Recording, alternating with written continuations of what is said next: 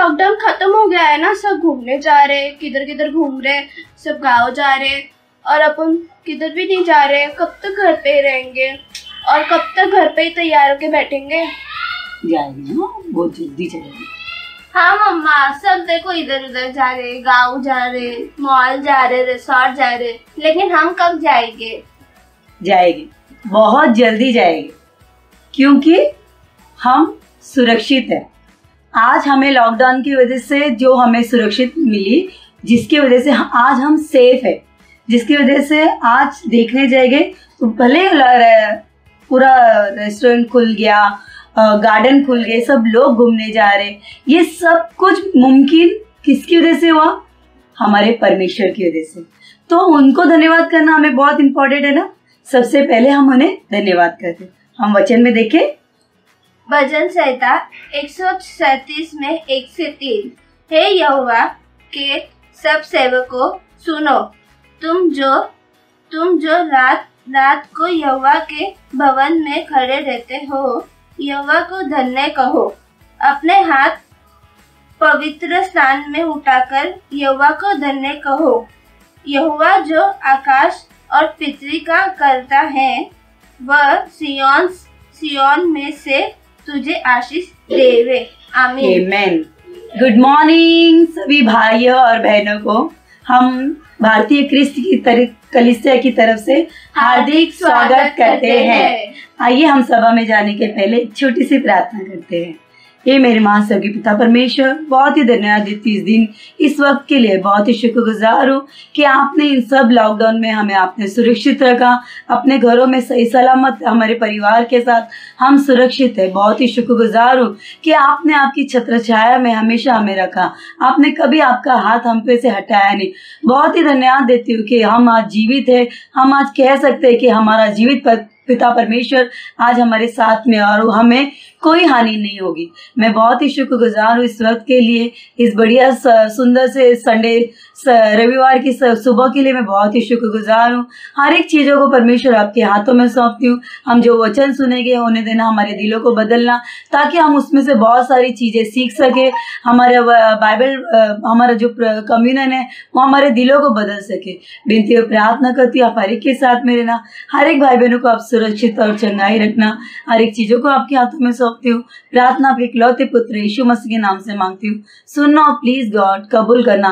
आमीन।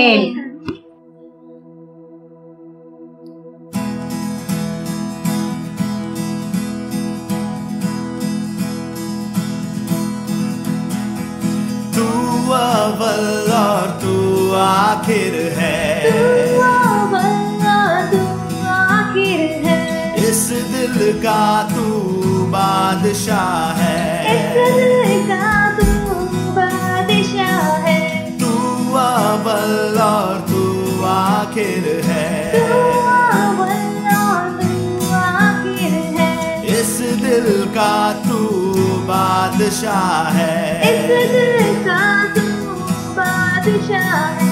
तू अव्वल और तू आखिर है, इस दिल का तू बादशाह है। तू अव्वल और तू आखिर है, इस दिल का तू बादशाह है। हे जावेदा यीशु मसीहा, हे जावेदा यीशु मसीहा, हे जावेदा यीशु मसीहा, हे जावेदा यीशु मसीहा। फरिश्तों की भी राग तू है, फरिश्तों की भी राग तू है, बजते तेरा नाम यीशु है, बजते तेरा नाम यीशु है। फरिश्तों की भी राग तू है, फरिश्तों की भी राग तू है, बजते तेरा नाम यीशु है, बजते तेरा नाम यीशु है। फरिश्तों की भी राग तू है, बजते तेरा नाम यीशु है, फरिश्तों की भी राग तू है, बजते तेरा नाम यीशु है।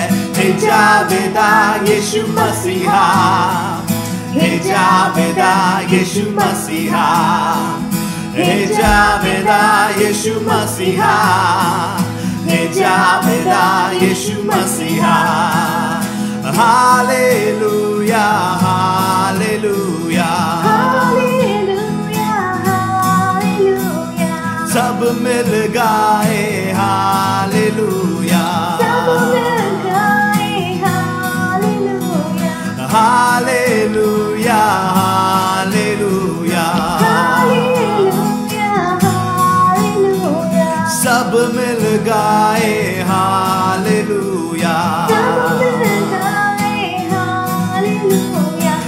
हालेलुया हालेलुया सब मिल गाए हालेलुया हालेलुया हालेलुया सब मिल गाए हालेलुया हे जावेदा यीशु मसीहा हे जावेदा यीशु मसीहा हे जावेदा यीशु मसीहा हे जावेदा यीशु मसीहा ओ हे जावेदा यीशु मसीहा हे जावेदा यीशु मसीहा ओ हे जावेदा यीशु मसीहा हे जावेदा यीशु मसीहा राजा यीशु वाला शैतानाला झिंकायाला राजा यीशु वाला राजा यीशु वाला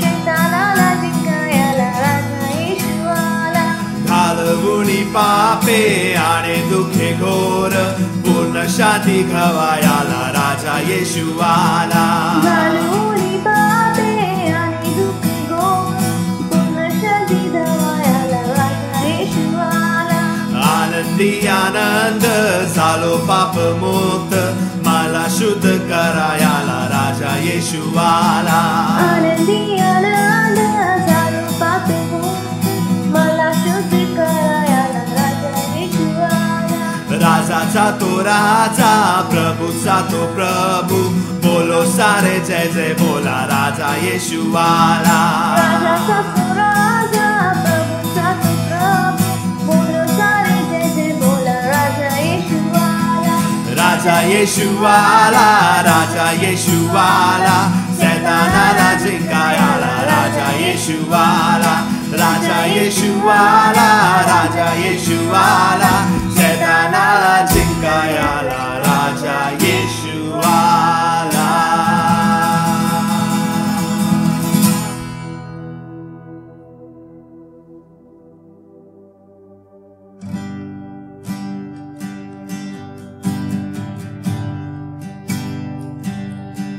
आए हैं हम तेरे चरणों में लेकर हम स्तुति आए हैं हम तेरे चरणों में लेकर हम स्तुति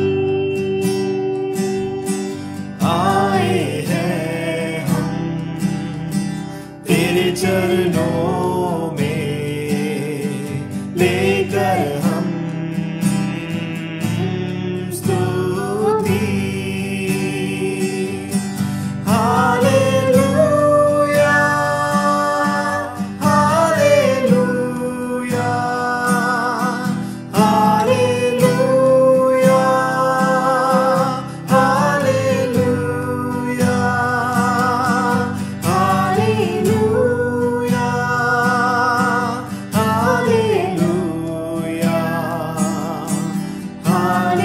हालेलुया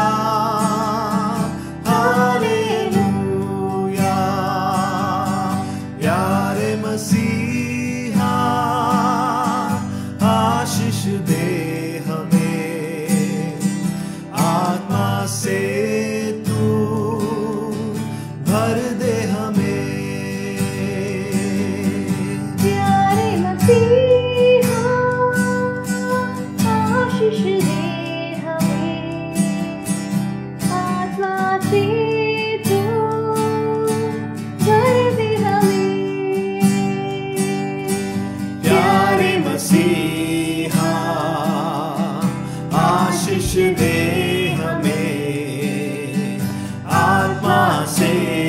तू भर दे हमें।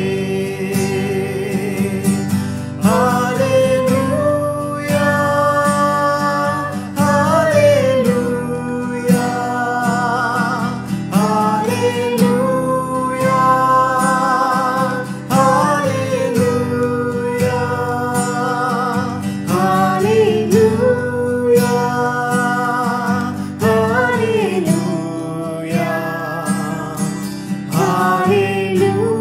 Hallelujah hallelujah.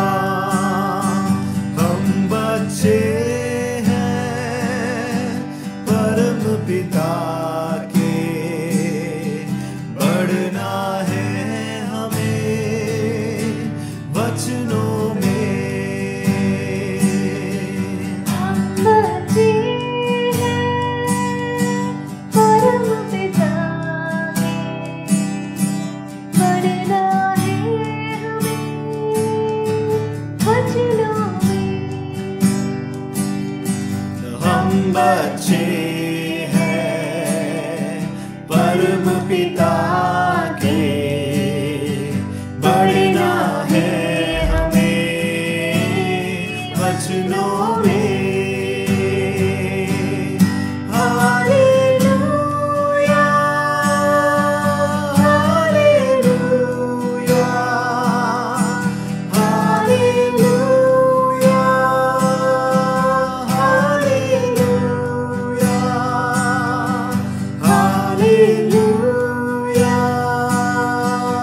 Hallelujah hallelujah hallelujah.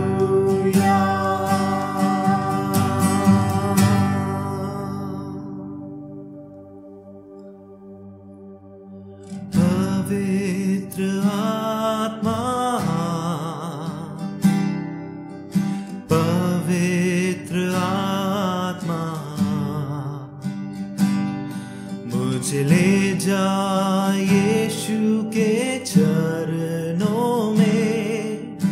पवित्र आत्मा पवित्र आत्मा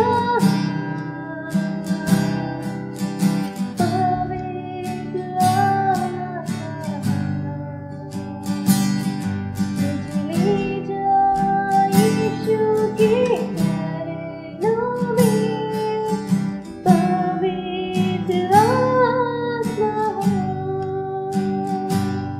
सिर्फ तेरे लिए यीशु, तेरे लिए, सिर्फ तेरे लिए यीशु, तेरे लिए, सिर्फ तेरे लिए यीशु, तेरे लिए मैं हाथ उठाता हूँ। घुटने टिकाकर, सर झुकाकर, हाथ उठाता मैं तेरे लिए। घुटने टिकाकर, सर झुकाकर, हाथ उठाता मैं तेरे लिए। सिर्फ तेरे लिए यीशु, तेरे लिए, सिर्फ तेरे लिए यीशु, तेरे लिए, सिर्फ तेरे लिए यीशु, तेरे लिए मैं सर झुकाता हूँ।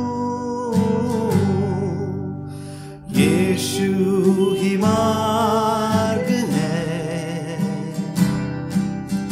यीशु ही सत्य है, यीशु ही जीवन है, यीशु मेरा प्रभु। पवित्र आत्मा, पवित्र आत्मा,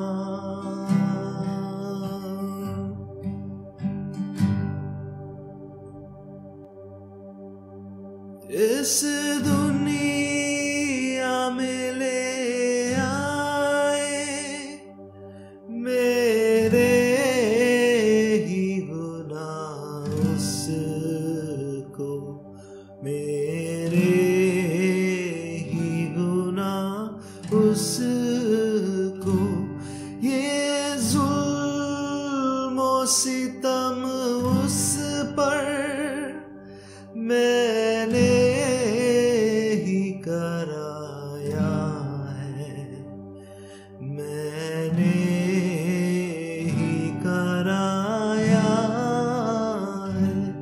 जो क्रूस पे कुर्बान है, वो मेरा मसीहा है। हर जख्म जो उसका है, वो मेरे गुनाह का है।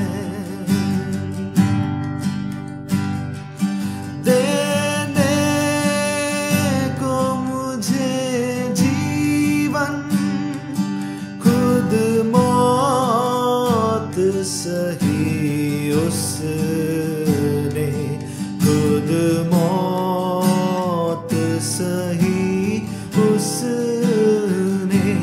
क्या खूब है कुर्बानी, क्या प्यार अनोखा है, क्या प्यार अनोखा है। जो क्रूस पे कुर्बान है, वो मेरा मसीहा है। हर जख्म जो उसका है, वो मेरे गुनाह का है। जो क्रूस पे कुर्बान है, वो मेरा मसीहा है। हर जख्म जो उसका है, वो मेरे गुनाह का है।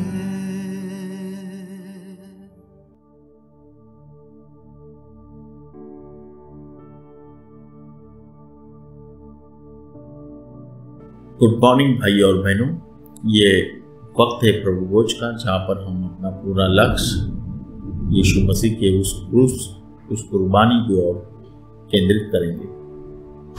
मसीह क्यों मरे? मसीह का मरने का दो कारण था, जहाँ पर हम अगर गहराई से वचनों को उदाहरण के तौर पे अगर देखेंगे तो जब गत्सेमनी बाग में यीशु मसीह प्रार्थना कर रहे थे कि इस प्याले को मुझसे हटा लो, ये प्याला ये किस बारे में बात कर रहा था? क्या मसीह जो क्रूस पर कुर्बान होने जा रहे, जो दुख और पीड़ा, उस चीज के लिए बात कर रहा था? हम अगर वचनों में देखेंगे तो ये प्याले के बारे में मैं आपको बताना चाहता हूं कि ये प्याला क्या था। अगर हम वचन यशाया अध्याय 51 वचन 17 और उसके बाद वचन 21 और 22 हम पढ़ेंगे उदाहरण के तौर पे, तो पता चलता है कि ये प्याला किस चीज का प्रतीक है। ब्रदर्स एंड सिस्टर्स, ये प्याला जो है ये परमेश्वर का एक भयंकर क्रोध है।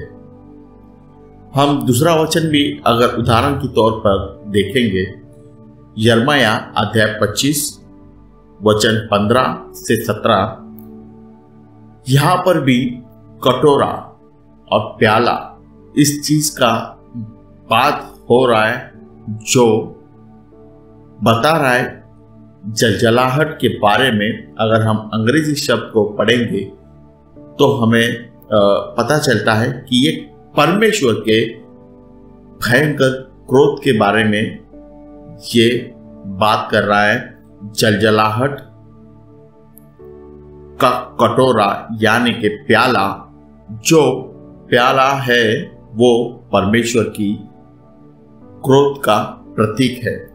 तो मसीह ने सबसे पहले तो इस प्याले को हटाने के लिए प्रार्थना किया, जो परमेश्वर का भयंकर क्रोध था इंसान के ऊपर का, मनुष्य के ऊपर का।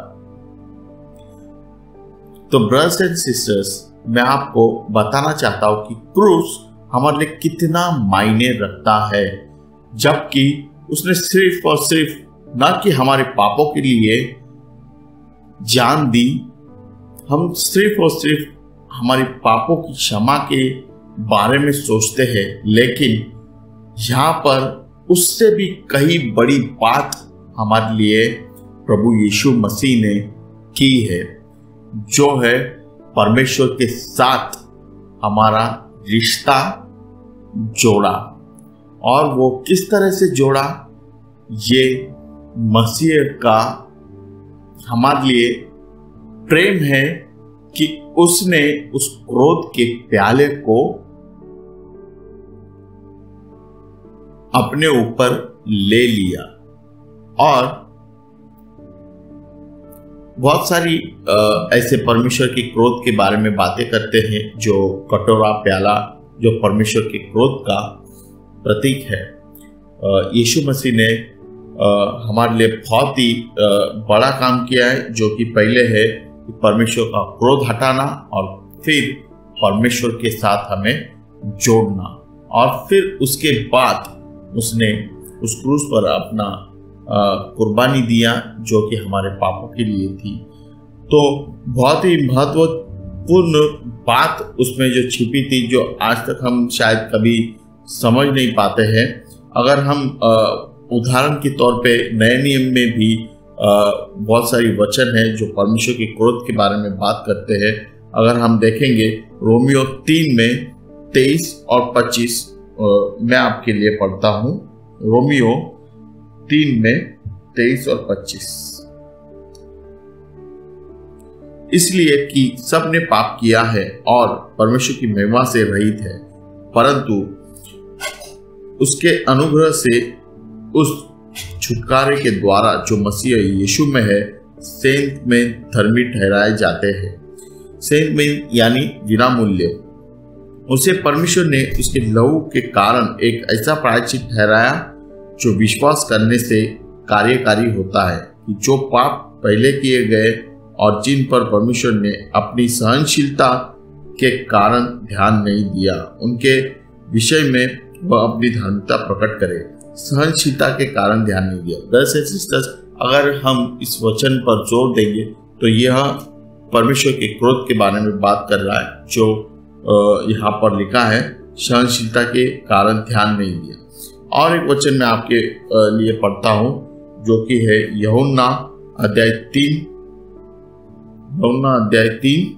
हम अध्याय 3 में वचन 16 हमेशा पढ़ते हैं, जो कि लिखा है, क्योंकि परमेश्वर ने जगत से ऐसा प्रेम रखा कि उसने अपना इकलौता पुत्र दे दिया, ताकि जो कोई उस पर विश्वास करे वह नष्ट न हो परंतु अनंत जीवन पाए। लेकिन हम वचन 36 को भूल जाते हैं। मैं आपके लिए पढ़ता हूँ। जो पुत्र पर विश्वास करता है अनंत जीवन उसका है, परंतु जो पुत्र की नहीं मानता वह जीवन को नहीं देखेगा, परंतु परमेश्वर का क्रोध उस पर रहता है।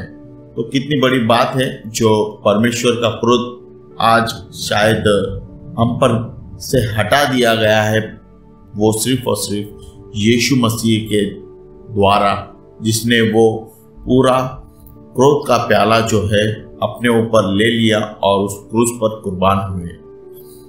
तो आइए हम मसीह के इस क्रूस को सही रीति से और उसकी कीमत को सही तरीके से जाने, पहचाने ये जो ब्रेड है या रोटी है, ये मसीह की देह का प्रतीक है जो हम अभी लेंगे, और ये दाखरस जो हम लेते हैं ये यीशु मसीह की खून का प्रतीक है। आइए हम उसके लिए प्रार्थना करें। हे मेरे महान और जीवित पिता परमेश्वर, बहुत ही महान है आप, सर्वशक्तिमान प्रभु है, जहाँ पर आपने मसीह को कुर्बान किया हमारे पापों के लिए, और जो अपना पूरा क्रोध है हम पर से हटाकर आपने हमारे साथ रिश्ता जोड़ा। आप बहुत ही महान है पिता। धन्यवाद देते आपके उस क्रूस की बलिदान के लिए और उस लहू के लिए जो हमारे लिए बहाया गया। छोटी सी प्रार्थना यीशु मसीह के नाम से करता हूँ, आमीन।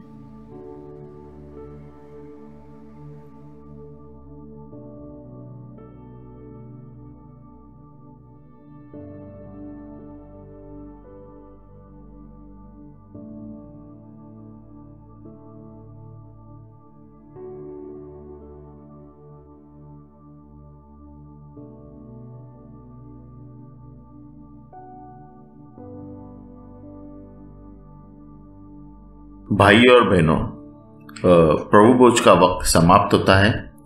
ये वक्त है दान देने का। मैं वचन पढ़ना चाहता हूँ। नीति वचन अध्याय 19 में वचन 17, जो कंगाल पर अनुग्रह करता है वह यहोवा को उधार देता है और वह अपने इस काम का प्रतिफल पाएगा। तो सही में परमेश्वर अपने इस काम का हमें हर वक्त प्रतिफल देते रहता है। हम जानते हैं परमेश्वर ने अब तक हमें कितना आशीष दिया है और आशीषों से भरा हुआ है, हमें हर वक्त संभाला है और हमें किसी भी चीज़ की घटी होने नहीं दी है। तो आइए हम जो कुछ भी दे अपनी उदारता से और पूरे दिल से दे। आइए हम इस दान पर प्रार्थना करते हैं। हे मेरे महान और जीवित पिता परमेश्वर, बहुत ही महान हो आप, सर्वशक्तिमान हो। आपके आशीष और आपकी दया के लिए मैं बहुत बहुत आभारी हूँ। आइए सारा वक्त और समय मैं आपके हाथ में सौंपता हूँ। छोटी सी प्रार्थना यीशु के नाम से करता हूँ, आमीन।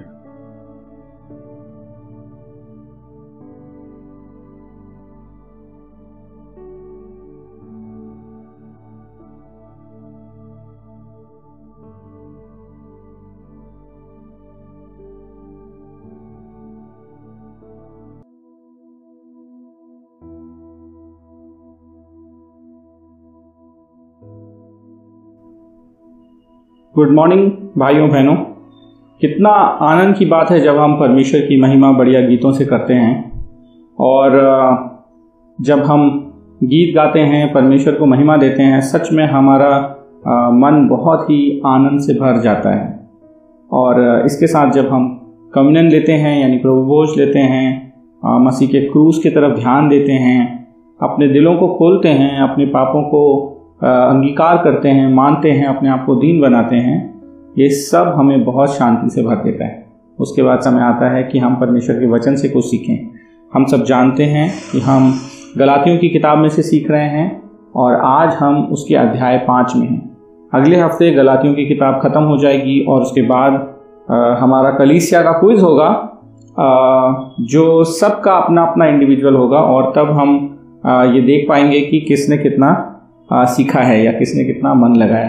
तो आप इस किताब को पढ़ते रहिए, तैयारी करते रहिए और कोशिश करिए कि क्विज में आप बहुत ही बढ़िया करें। चौथा अध्याय जो हमने भाई शिवो के द्वारा सीखा, और आज हम हैं अध्याय 5 में। तो ये जो गलातियों की किताब है, ये जब पौलुस ने लिखी, पौलुस वहाँ से दूर था और पौलुस इस समय में बहुत ही चिंतित है। पौलुस ये देख रहा है कि जो भी परमेश्वर का वचन पूरी सटीकता से उसने गलातियों की जो अलग अलग कलीसियाएं हैं वहाँ के लोगों को सिखाया, वो कुछ यहूदी पंथ के लोग आके उसको बर्बाद कर रहे हैं। वो उनको गलत चीज़ें सिखा रहे हैं।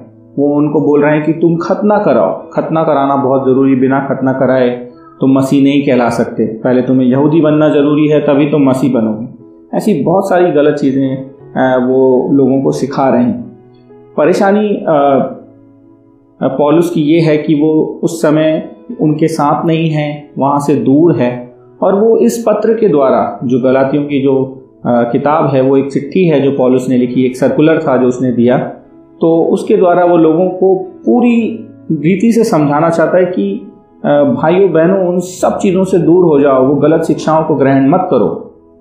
और जब ये जो चिट्ठी पौलुस ने लिखी होगी, ये एक बार में सारी कलीसियाओं में पढ़ी गई, अध्याय 1 से लेकर अध्याय 6 तक। लेकिन हम इसको अलग अलग भाग में इसलिए देख रहे हैं क्योंकि हम इसको और गहराई से समझना चाहते हैं, एक एक अध्याय की गहराई में जाके देखना चाहते हैं कि पौलुस जो है वो क्या कहना चाहता है। तो आइए हम बढ़ते हैं अध्याय 5 की तरफ, और हम पढ़ेंगे गलातियों में अध्याय 5 में वचन 1 से 6। और मेरा जो आज का पहला अंक है वो है कि प्रेम को सबसे बड़ी जगह दो, प्रेम को सबसे आगे रखो। हम पढ़ते हैं अध्याय 5 वचन 1 से 6। वचन इस प्रकार कहता है, मसीह ने स्वतंत्रता के लिए हमें स्वतंत्र किया है, सो इसी में स्थिर रहो और दासत्व के जुए में फिर से ना जुटो। देखो, मैं पौलुस तुमसे कहता हूं कि यदि खतना कराओगे तो मसीह से तुम्हें कुछ लाभ ना होगा। फिर भी मैं हर एक खतना कराने वाले को जताए देता हूं कि उसे सारी व्यवस्था माननी पड़ेगी। तुम जो व्यवस्था के द्वारा धर्मी ठहरना चाहते हो, मसीह से अलग और अनुग्रह से गिर गए हो, क्योंकि आत्मा के कारण हम विश्वास से आशा की हुई धार्मिकता की बाट जोते हैं। और मसीह यीशु में ना खतना रहित कुछ काम का है, परंतु केवल जो प्रेम के द्वारा प्रभाव करता है। आमीन। यहाँ पे पौलुस गलातियों की सारी कलीसियाओं को ये कहना चाहता है कि मसीह ने हमें हर किस्म के दासत्व से आज़ाद किया है। हम अपनी धार्मिकता काम करके नहीं कमा सकते, या हम भले काम कर करके, त्याग कर करके, या पहाड़ों पे चढ़ के, या रात दिन अपने आप को प्रार्थना में जला के, या कई महीनों तक उपवास रख के, या साधना करके अनुग्रह नहीं पा सकते। परमेश्वर ने अपने पुत्र को भेज के वो अनुग्रह हमें सेत पेत में दे दिया है। हमें उसके लिए मेहनत नहीं करनी पड़ी, वो हमें सेत पेत में मिला है। इसलिए पौलुस ये कहता है कि तुम जो व्यवस्था की आज्ञाओं को, जो तुम्हें लोग ऐसा सिखा रहे हैं कि तुम्हें व्यवस्था की आज्ञाओं पे चलना चाहिए, पहले यहूदी लोगों की जितनी व्यवस्था है उसको मानना चाहिए, खतना कराना चाहिए, तब जाके तुम मसीह बन सकते हो, ये बिल्कुल भी व्यर्थ है। इसकी कोई भी ज़रूरत नहीं है। हमारा प्रभु यीशु मसीह, जिसने हमारे लिए क्रूस पे अपनी जान दी है, उसने हमारे सारे पापों को क्षमा किया है। हमें अपना उद्धार कमाने के लिए मेहनत करने की ज़रूरत नहीं है। हाँ, हमें परमेश्वर की सेवा करने की और उसके राज्य में पूरे लगन से काम करने की ज़रूरत है, क्योंकि उसके ज़रिए हम अपना आभार अपने मसीह के लिए प्रकट करते हैं कि परमेश्वर यीशु मसीह, आपने हमारे जीवन को बदला है, आपने हमें अपने सारे पापों से छुड़ाया है, आपने हमारे लिए क्रूस पे अपनी जान दी है। इसके बदले हम अपना सारा जीवन आपको देते हैं, और ये जो नया जीवन है ये सिर्फ और सिर्फ हम आपकी महिमा में लगाते हैं। लेकिन हम देखते हैं कि कुछ यहूदी पंथ के लोग हैं जो उस समय लोगों को ये सिखाने लगे कि तुम खतना कराओ, क्योंकि प्रभु यीशु मसीह का भी खतना हुआ था, और खतना कराए बिना तुम, ये एक वाचा है जो परमेश्वर पिता ने मूसा से बांधी थी, उसके बिना तुम स्वर्ग राज में प्रवेश नहीं कर सकते। और वो वाचा भी उतनी ही इम्पॉर्टेंट है जितनी कि मसीह को मानना। तो ये सारी चीज़ें हम देखते हैं कि यहाँ पे बहुत ही गलत शिक्षाएं लोग, जो यहूदी पंथ के लोग हैं, वो गलातियों के शिष्यों को सिखा रहे हैं। और पौलुस बहुत चिंतित है इस बात को लेके कि लोग गलत चीज़ें सीख रहे हैं, और वो उनको बार बार ये चिताता है कि खतना रहित होना या खतना रहित नहीं होना, इससे कोई फर्क नहीं पड़ता है। प्रभु यीशु मसीह ने अपनी जान दे के अपने लहू से हमें धो के बचा लिया है। हम परमेश्वर के लहू के द्वारा पवित्र किए गए हैं। हमें मूसा के वो नियम मानने की ज़रूरत नहीं है जो परमेश्वर पिता ने दिए थे, वो पुरानी संधि थी। अब जो है हम नई संधि में आते हैं, और हमारे कामों से हम धर्मी नहीं ठहर सकते। हम सिर्फ और सिर्फ अनुग्रह से ही धर्मी ठहरते हैं। इसी तरह की कुछ परिस्थिति पौलुस कुरिन्थियों के चर्च में भी देखता है और रोमियो की कलीसिया में भी देखता है। और वो अगर हम पहला कुरिन्थियों अध्याय 13 में 13 वचन देखेंगे तो वो ये कहता है वहाँ पे कि प्रेम, आशा और विश्वास, ये 3 चीज़ें हैं जो मसीह जीवन की नींव हैं और ये सबसे बड़े हैं। और इन सब में जो सबसे बड़ा है वो प्रेम है। सो हमें कामों पे ध्यान नहीं देना है ये सोच के कि हम अपने कामों से धर्मी ठहरते हैं, पर हम प्रेम दिखाने से परमेश्वर के राज में धर्मी बनते हैं। हमारा जो उद्धार है वो प्रभु यीशु मसीह के द्वारा हमें सेत में मिला है। अब हमारा काम यह है कि हम परमेश्वर के लोगों से, हमारे पड़ोसियों से, जगत में सारे लोगों से, परमेश्वर पिता से, प्रभु यीशु मसीह से हम प्रेम दिखाएं। तो प्रेम जो है एक मसीही के, एक क्रिश्चियन के, एक शिष्य के जीवन में बहुत ही ज़रूरी है। जिस तरह वचन कहता है कि परमेश्वर प्रेम है, ये कितनी बड़ी बात है कि परमेश्वर स्वयं प्रेम है। और परमेश्वर के लिए सबसे ज़्यादा कुछ अगर वो हमारे से दिखाता है तो वो हमारे साथ न्याय नहीं करता या हमें दंड नहीं देता या हमें जांचता नहीं, लेकिन सबसे ज़्यादा वो जो हमसे करता वो है प्रेम है। तो इसी प्रकार हमें भी अपने भाई बहनों से और जगत के हर एक लोगों से मसीह का प्रेम बांटना है। अगर मैं आपसे पूछूं कि आप क्या समझते हैं प्रेम के बारे में, कि प्रेम क्या है, तो मैं आपको कुछ बहुत बढ़िया उदाहरण देना चाहता हूं। अगर आप देखेंगे कि हमारे बीच में एक जोड़ा है जो बहुत ही रोमांटिक जोड़ा है, और जब भी मैं उस जोड़े को देखता हूं मुझे बहुत खुशी होती है। और कहीं ना कहीं मुझे उसमें मेरा और नीरजा का जब हम शादी हमारी नहीं हुई थी उस समय का अक्स दिखाई देता है। और उनके प्रेम को देख के मैं हमेशा बहुत ही आनंदित रहता हूं और मुझे बहुत अच्छा लगता है उनको देख के। उस जोड़े का नाम है रोहित एंड विद्या। तो हम सोच सकते हैं कि जब रोहित और विद्या एक दूसरे को पसंद करना शुरू किया होगा जब उन्होंने, तो कितना बेचैन रहते होंगे वो एक दूसरे से मिलने के लिए, देखने के लिए। और चाहे वो काम कर रहे हों अपने, चाहे वो किसी भी चीज़ में हो, लेकिन हमेशा एक दूसरे के ख्यालों में डूबे रहते होंगे। और कितना अच्छा वो एक दूसरे के लिए सोचते होंगे, एक दूसरे की गलतियों को वो तब भी क्षमा करते होंगे और मैं उम्मीद करता हूँ आज भी क्षमा करते हैं। और क्योंकि प्रेम गलतियाँ नहीं देखता और उनका जो दिल है, जो मन है, वो हमेशा एक दूसरे के लिए लगा रहेगा। वो ये सोचते रहेंगे कि रोहित सोचता रहेगा कि कैसे मैं क्या करूं कि विद्या को बहुत खुशी हो और विद्या को अच्छा लगे, और विद्या भी शायद यही सोचती होगी।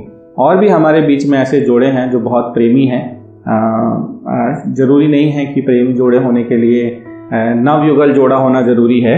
जो जोड़े पुराने हैं उनमें भी बहुत प्रेम है। मैं आइजैक और सिल्वी में बहुत सारा प्रेम देखता हूँ, और ऐसे बहुत सारे उदाहरण हैं जहाँ मैं उन जोड़ों में आपस में बहुत सारा प्रेम देखता हूँ। मैं विजय तपासे और ब्रदर और संगीता सिस्टर के बीच में भी बहुत प्रेम देखता हूँ, जबकि वो दादा दादी बन चुके हैं, उसके बाद भी उनके प्रेम में कोई कमी नहीं है।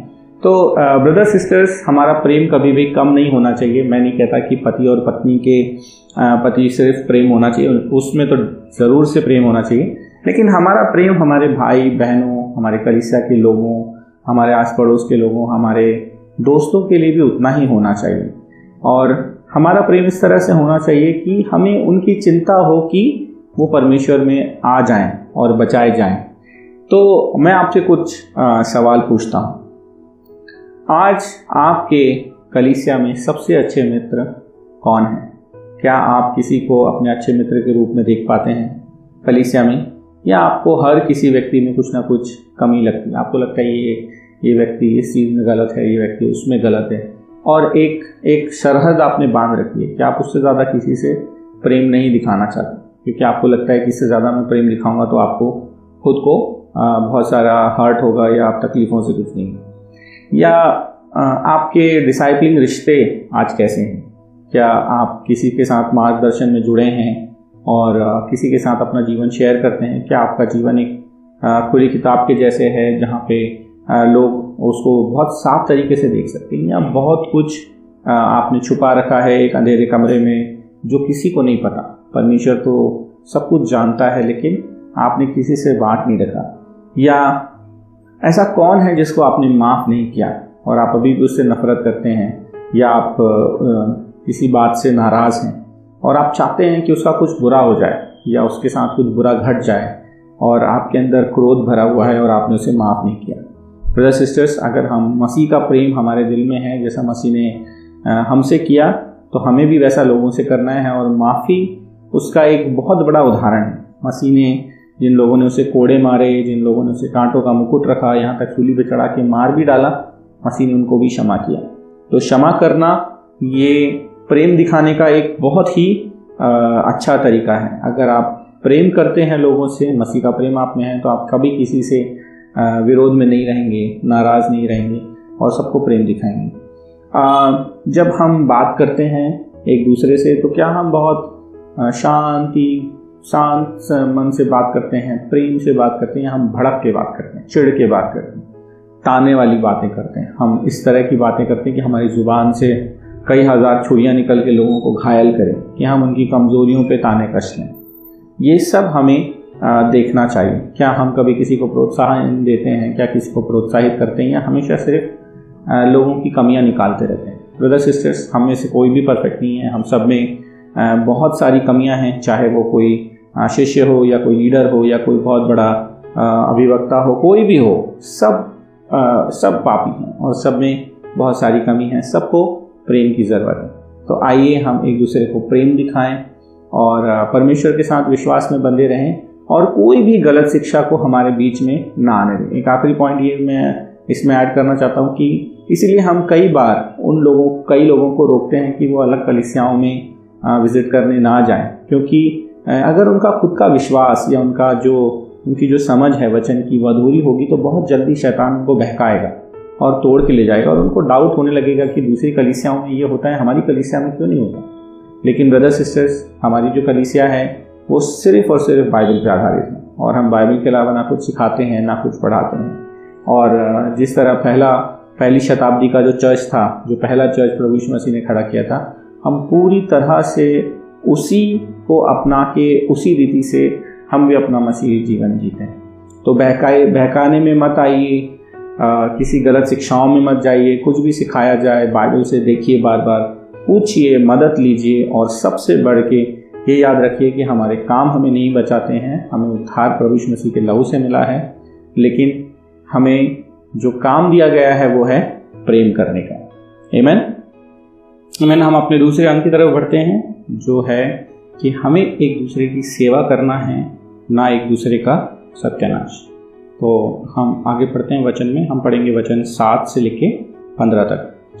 तो तुम भली भांति दौड़ रहे थे, अब किसने तुम्हें रोक दिया कि सत्य को ना मानो? ऐसी सीख तुम्हारे बुलाने वाले की ओर से नहीं। थोड़ा सा खमीर सारे गूंदे हुए आटे को खमीर कर डालता है। मैं प्रभु पर तुम्हारे विषय पर मैं भरोसा रखता हूँ कि तुम्हारा कोई दूसरा विचार ना होगा, परंतु जो तुम्हें घबरा देता है वह कोई क्यों ना हो दंड पाए। परंतु हे भाइयों, यदि मैं अब तक खतना का प्रचार करता हूँ तो क्यों अब तक सताया जाता हूँ? फिर तो क्रूस की ठोकर जाती रही। भला होता कि जो तुम्हें डामाडोल करते हैं वो काट डाले जाते।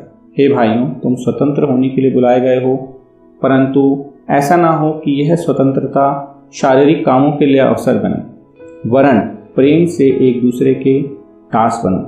क्योंकि सारी व्यवस्था इसी बात में पूरी हो जाती है कि तू अपने पड़ोसी से अपने समान प्रेम रख। यदि तुम एक दूसरे को दांत से काटते और फाड़ खाते हो तो चौकस रहो कि एक दूसरे का सत्यानाश ना कर दो। आमीन।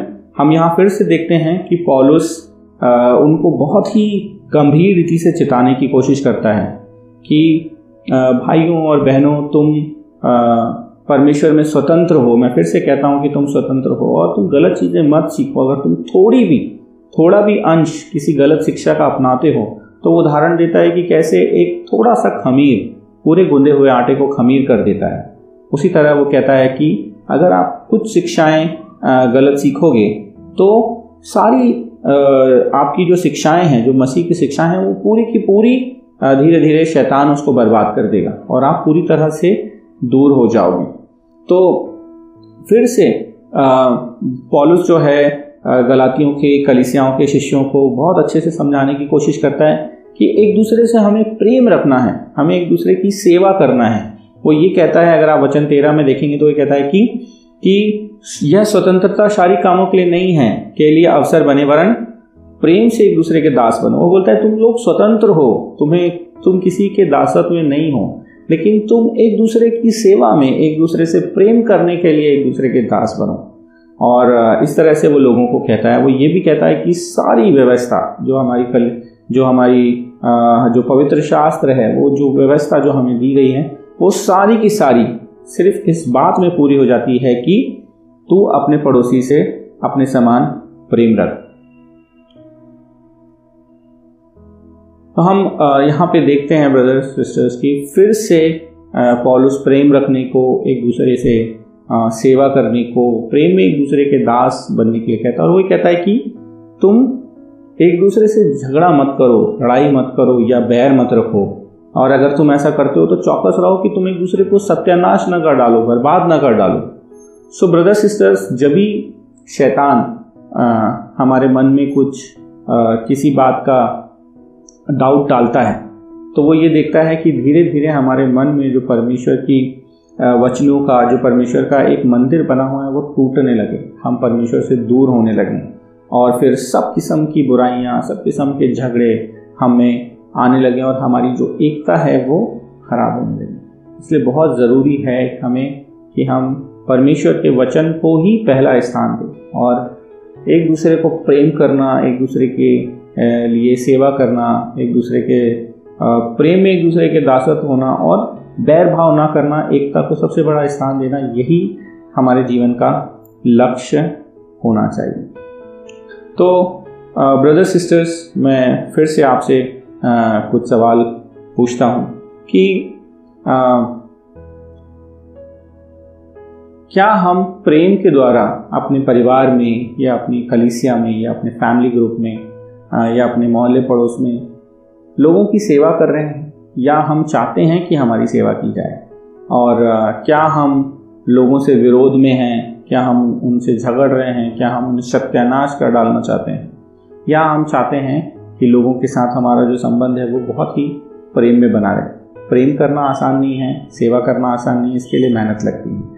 अगर आपको किसी की सेवा करने को कहा जाए प्रेम में, हो सकता है आपको उसके लिए खाना बनाना पड़े, हो सकता है आपको घर के काम करना पड़े, हो सकता है आपको बहुत सारे गंदे कपड़े धोने पड़े, हो सकता है बहुत सारे गंदे बर्तन धोने पड़े, हो सकता है बहुत दूर चल के जाना पड़े, गर्मी में या बस में आपको ट्रैवल करना पड़े किसी के पास पहुंचने के लिए, और फिर आपको अपना प्रेम उनको दिखाना पड़े।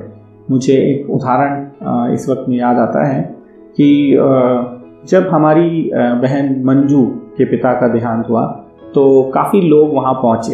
हालांकि कलीसिया के सब लोग तो वहाँ नहीं पहुँच पाए, लेकिन काफ़ी लोग उस जगह पे पहुँचे।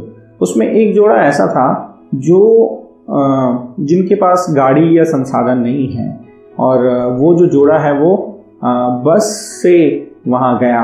और ये समय था जबकि मैं बात कर रहा हूँ उत्तम और सीमा की, जबकि उत्तम अपने काम से घर आया और वो बहुत ही व्यस्त था। शाम का वक्त था, कोरोना का टाइम है, बसें बहुत कम मिलती हैं और शायद बहुत सारा पैदल भी चलना पड़ता है, लेकिन बिना ये कुछ सोचे उन्होंने निर्णय बनाया कि हमें जाना है, हमें मंजू सिस्टर के पास जाना है, उनको सांत्वना देनी है इस कठिन समय में। और वो दोनों ने बस पकड़ी और वो निकल पड़े। और मैंने देखा कि वो वहाँ अंत तक उस जगह में उस घर में थे और वो मंजू सिस्टर और उनके परिवार को सांत्वना दे रहे थे।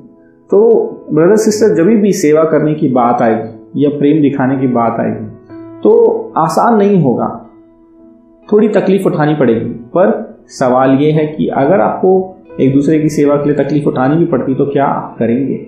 क्या आप करना चाहेंगे? या आप चाहते हैं कि बस मैं आराम से अपने घर में बैठा रहूं और सब कुछ मेरे लिए किया जाए, बस फ़ोन करके दो चार अच्छी बातें कर दूं या परमेश्वर परमेश्वर कर दूं और इसी तरह जीवन जीऊं? ऐसा नहीं है। सेवा करना है, प्रेम दिखाना है तो घर से निकलना पड़ेगा और लोगों को अपना प्रेम पूरे दिल से दिखाना पड़ेगा। एमेन ब्रदर सिस्टर्स, मैं बहुत कदर करता हूँ सीमा और उत्तम की इस जोड़े की। परमेश्वर इनको बहुत बढ़ाए और भी अपने राज के कामों के लिए इस्तेमाल करें। ये मेरा दूसरा अंक था। आइए हम बढ़ते हैं अपने तीसरे अंक की तरफ, जो ये है कि आत्मा के चलाए चलो। आत्मा के चलाए चलो मतलब प्रभु यीशु मसीह की, परमेश्वर का जो आत्मा हमारे इसमें है उसके चलाए हमें चलना है। तो हम आगे बढ़ते हैं, हम पढ़ते हैं आगे गलातियों की किताब 5 में, और हम पढ़ेंगे अध्याय 5 में वचन 16 से 21। वचन 16 से 21 वचन इस प्रकार कहता है,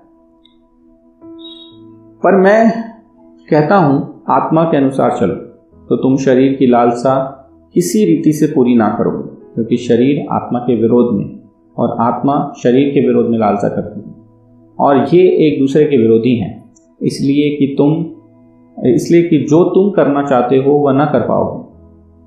और यदि तुम आत्मा के चलाए चलते हो तो व्यवस्था के अधीन ना रहे। शरीर के काम तो प्रकट हैं, अर्थात व्यभिचार, गंदे काम, लुचपन, मूर्ति पूजा, टोना, बैर, झगड़ा, ईर्ष्या, क्रोध, विरोध, फूट, विधर्म, ढा, मतवालापन, लीला क्रीड़ा और इनके जैसे और काम हैं। इनके विषय में मैं तुमको पहले से कह देता हूं कि जैसा पहले कह भी चुका हूं कि ऐसे ऐसे काम करने वाले परमेश्वर के राज के वारिस ना होंगे। आमीन। यहाँ पे हम देखते हैं कि पौलुस कहता है कि हमें आत्मा के चलाए चलना है। वो ये कहता है कि हमारे मन में एक युद्ध, एक द्वंद्व चलता रहता है, शरीर का और आत्मा का। अगर हम आत्मा के चलाए चलते हैं तो शरीर को वो बात बिल्कुल पसंद नहीं आती, और अगर हम शरीर के चलाए चलते हैं तो हम आत्मा को ये बात बिल्कुल पसंद नहीं आती। और जब परमेश्वर का आत्मा हमें मिला है तो हमें शरीर की अभिलाषाओं के अनुसार जीवन नहीं जीना है, लेकिन हमें आत्मा के अनुसार जीवन जीना है पूरी धार्मिकता में। तो इसको आप इस तरह से समझ सकते हैं ब्रदर सिस्टर्स कि आपके शरीर में दो बहुत ताकतवर शेर हैं जो एक दूसरे से बहुत नफरत करते हैं, और वो चाहते हैं कि एक दूसरे को जैसा मौका मिले कि फाड़ के ख़त्म कर दें ताकि उन्हीं का राज हो। ये जो दो शेर हैं उसमें से एक का नाम है परमेश्वर का आत्मा, और जो दूसरा शेर है उसका नाम है शरीर की अभिलाषा। आप कहेंगे कि इनकी लड़ाई में मैं क्या कर सकता हूँ? सही माने में आप ही का सबसे बड़ा रोल है। आप जिस तरफ जाएंगे, जिस शेर को जितना मजबूत बनाएंगे या जितना भोजन खिलाएंगे, वो दूसरे शेर को उतना ही कमज़ोर करेगा या मारेगा।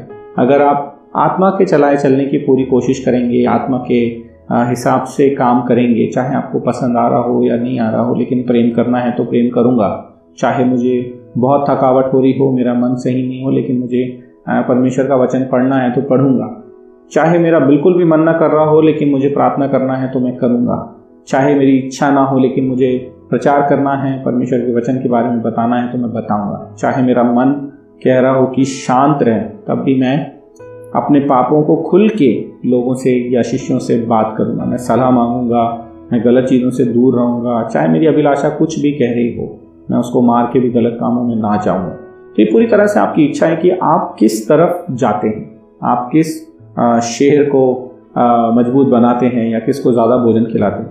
अगर आप शरीर के हिसाब से जीना शुरू कर देंगे ब्रदर सिस्टर्स, तो आपकी धार्मिकता मर जाएगी और जो परमेश्वर का आत्मा है वो आपके अंदर कमज़ोर हो जाएगा और वो काम नहीं कर पाएगा और आप पूरी तरह से शरीर की अभिलाषाओं के वश में आ जाएंगे।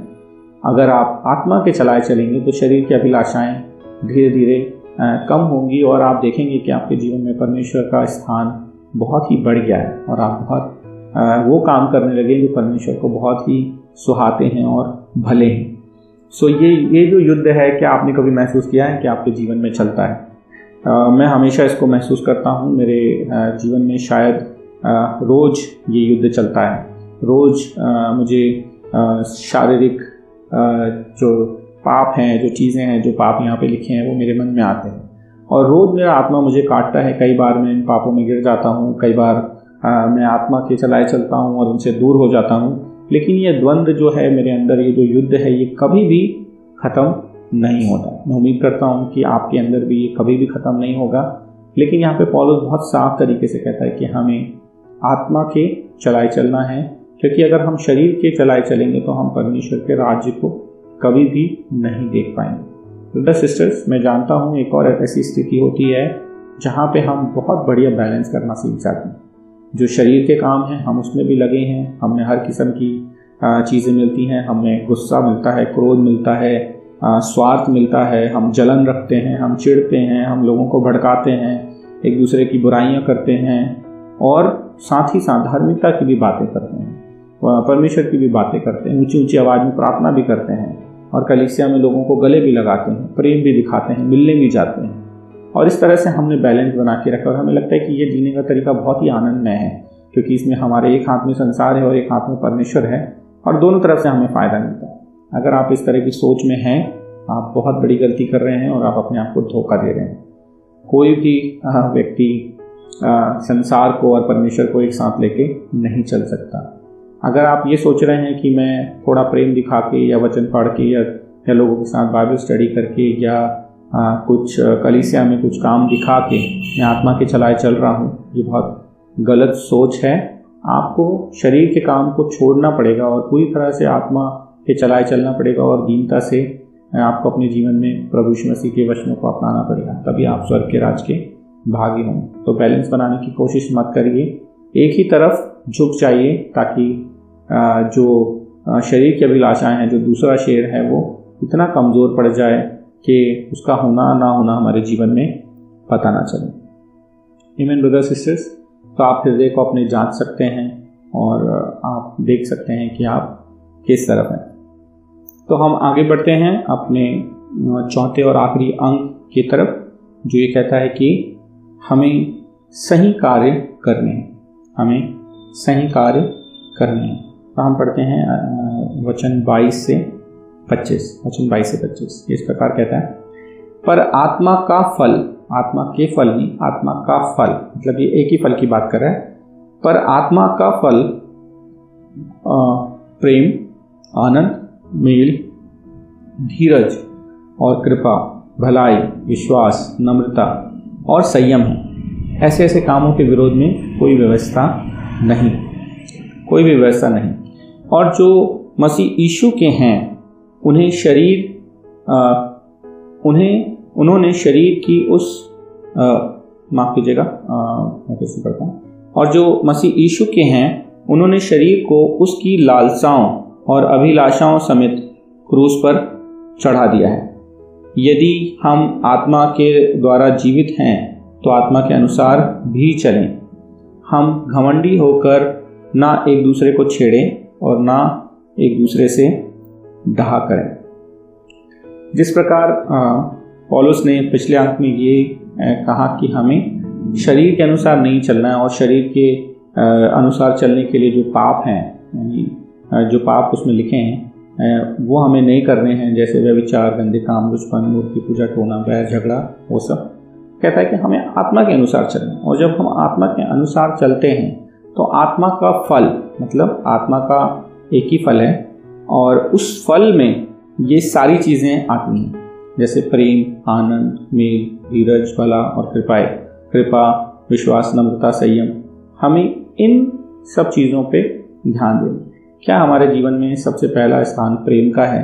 क्या हम एक दूसरे को बैर भाव से देखने से पहले प्रेम से देखते हैं? क्या हम आनंदित हैं या हम परमेश्वर का आनंद महसूस कर सकते हैं? क्या हम मेल कराने वाले हैं या हम पीठ पीछे बुराई करके झगड़ा कराने वाले हैं?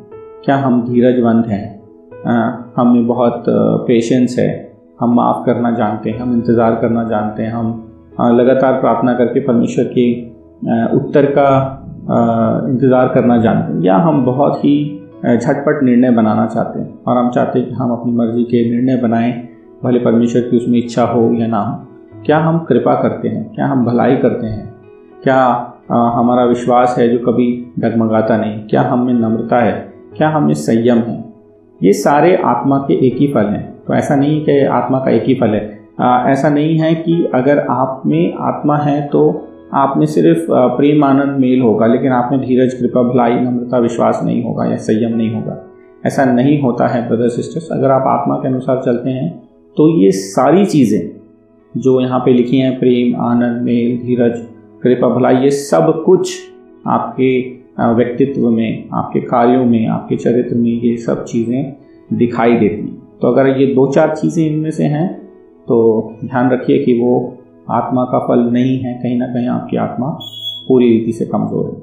हमें हर एक चीज़ होनी चाहिए क्योंकि ये आत्मा का एक ही फल है। एक और चीज़ मैं आपको यहाँ बताना चाहूँगा जो बहुत ही आपको शायद अजीब लगे। यहाँ पे ऐसा लिखा है वचन 23 में कि ऐसे ऐसे कामों के विरोध में कोई भी व्यवस्था नहीं है। मतलब वो ये बोल रहा है कि ये काम करोगे तो ठीक है क्योंकि ये कामों के विरोध में कुछ नहीं है, इसलिए करो। वो ये नहीं कर रहा है कि ये काम करना बहुत तारीफ की बात है, बहुत बढ़िया बात, आप बहुत बढ़िया काम कर रहे हो। वो ये नहीं कह रहा है। वो ये कह रहा है कि ये तो करना ही चाहिए क्योंकि ये बुरा नहीं है, इसे कर सकते हैं या इसे ही करना चाहिए। इसका मतलब ये है कि ये जो कार्य हम करते हैं, अगर हम प्रेम दिखाते हैं या मेल कराते हैं या धीरज रखते हैं या कृपा और भलाई करते हैं, कि हम किसी पे एहसान नहीं कर रहे। ये हम परमेश्वर पे एहसान नहीं कर रहे कि देख परमेश्वर हम कितने बढ़िया बढ़िया काम कर रहे हैं और हमारा कितना इसमें नाम है या हमारी कितनी धार्मिकता है या हम बढ़िया। ऐसा कुछ नहीं है। ये वो काम है जो हमें करना ही चाहिए। जब आप खाना खाते हैं तो क्या किसी पे एहसान करते हैं? कुछ नहीं करते। वो हमारी दिनचर्या का हिस्सा है। जब आप नहाते हैं या अपने कपड़ों को बदलते हैं या अपने बाल बनाते हैं, आप किसी पे एहसान कर रहे होते? बिल्कुल नहीं कर रहे होते। वो तो एक आम चीज़ें हैं जो हमें करना ही चाहिए। वैसे ही ये सारी चीज़ें आत्मा के जो फल हैं, आत्मा का जो फल है, ये हमारे जीवन में बहुत साधारणता ही मिलना चाहिए। अगर मिलता है तो बहुत अच्छी बात है। इसका मतलब ये नहीं कि आप बहुत धार्मिकता में बड़े हैं, बट ये एक मिनिमम रिक्वायरमेंट कि ये तो होना ही चाहिए। अगर आत्मा है तो ये सारी चीज़ें हमें हमारे जीवन में मिलेंगी। और वो कहता है कि अपनी शरीर की अभिलाषाओं को क्रूस पर आप सेत में चढ़ा दो। शरीर में हम बहुत सारी लालसाओं में पड़ते रहते हैं। हमें उन सबको मारना है, ख़त्म करना है, उनसे बाहर आना है और हमें अपना जीवन जो है वो पवित्र आत्मा के अनुसार ही चलाना है। और अंत में कहता है कि हम घमंडी होकर एक दूसरे को ना छेड़ें और ना एक दूसरे से ढहा करें। जब भी हम परमेश्वर के राज में भी मुझे याद है कि एक ब्रदर था, उसका नाम था प्रेम कुमार बंडी, उसका पूरा नाम था। और मेरा और उसका बैप्टिज्म हैदराबाद चर्च में कुछ आसपास ही हुआ था। मेरा पहले हुआ था, उसका कुछ 3-4 महीने बाद में हुआ था। ज़्यादा फर्क नहीं था और हम दोनों एक ही मोहल्ले में रहते थे।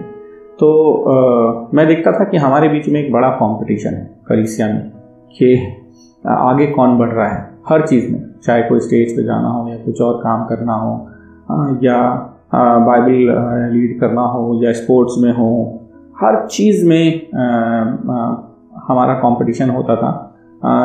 मैं अपनी तारीफ नहीं करूँगा, लेकिन शुरुआत में मैं कंपटीशन नहीं करता था, लेकिन वो हर बात में कंपटीशन करता था और उसको कंपटीशन करता देख के मैं भी जोश में आके फिर कंपटीशन करता था।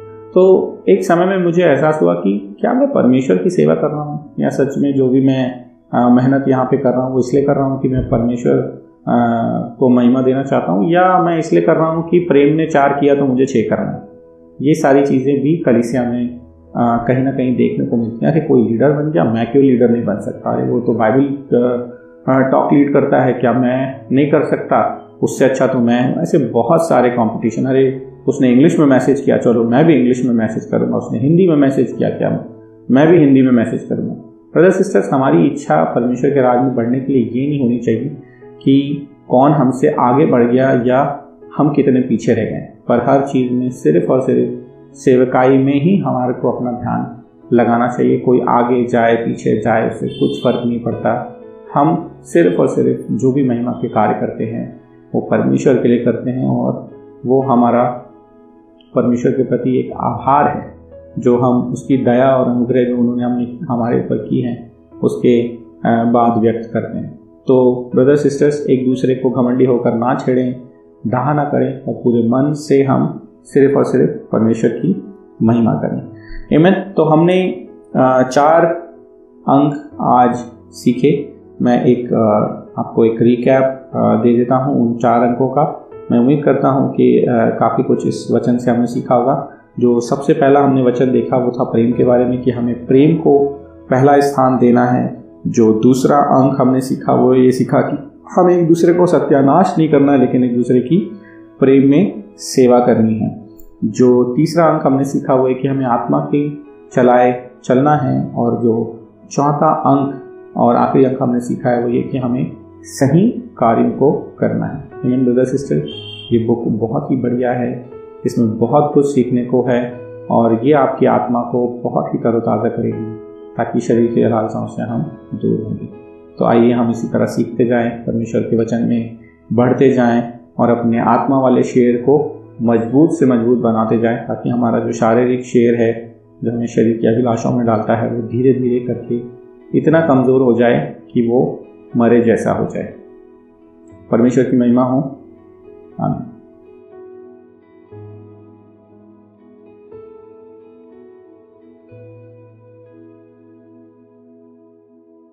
एक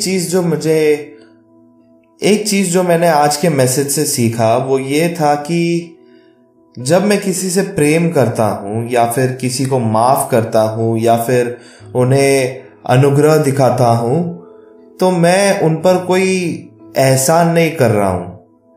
क्योंकि कई बार मुझे ऐसा लगता है कि यार अगर मैं किसी को माफ कर रहा हूं तो बहुत बड़ा एहसान का काम कर रहा हूं। नहीं, परमेश्वर के हिसाब से ये मेरा कार्य है कि मैं लोगों को माफ करूं और उनके साथ एक अच्छा संबंध बनाऊं और उनसे प्रेम रखूं। तो वो एक बहुत ही कन्विक्टिंग पॉइंट था मेरे लिए। तो मैं आशा करता हूं कि आप सभी ने आज के लेसन से कुछ ना कुछ सीखा होगा और अगर हाँ तो प्लीज आदि ब्रो को कॉल करके आप उन्हें धन्यवाद कर सकते हैं या फिर उन्हें शेयर कर सकते हैं कि आपने क्या सीखा।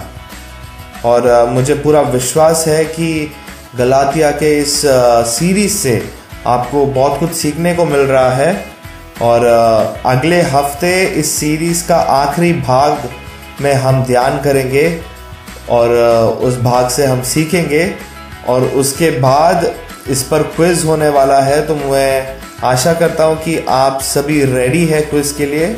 मैं तो बहुत ही उत्सुक हूं ये देखने के लिए कि इस बार क्विज कौन जीतेगा। तो आइए आज का पॉडकास्ट खत्म करने से पहले एक आखिरी गीत गाए और मैं आपको मिलूंगा अगले संडे इसी समय इसी जगह यूट्यूब पर। तब तक के लिए परमेश्वर का अनुग्रह आप सभी के जीवन में भरपूर रहे। आमीन।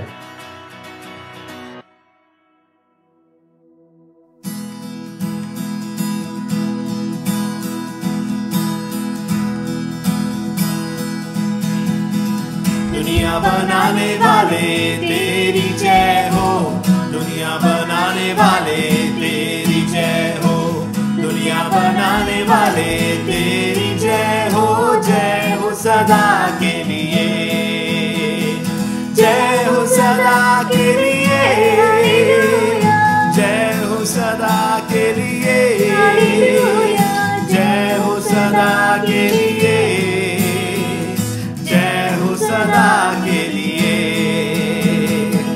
तुम्हारे कहने से ये दुनिया बनी, तुम्हारे कहने से ये आंधी थमी, तुम्हारे कहने से ये दुनिया बनी, तुम्हारे कहने से ये आंधी थमी।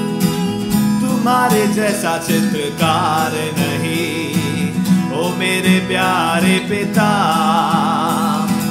तुम्हारे जैसा चित्रकार नहीं ओ मेरे प्यारे पिता।